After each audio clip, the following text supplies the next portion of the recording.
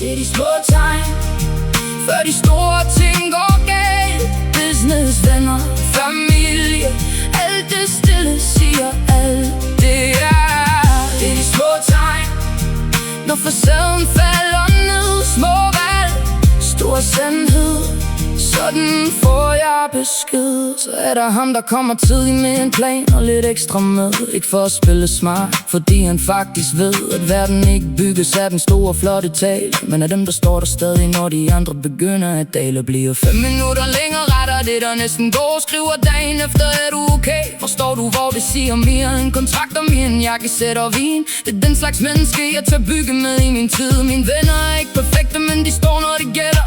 Du hører det i handling, ikke i det, de fortæller. Han tager den 3:00, når mit hoved går skævt. Den holder mine hemmeligheder som et pengeskab låst og hævet. Jeg måler ikke på flex eller festen, de bringer, men hvem der går gennem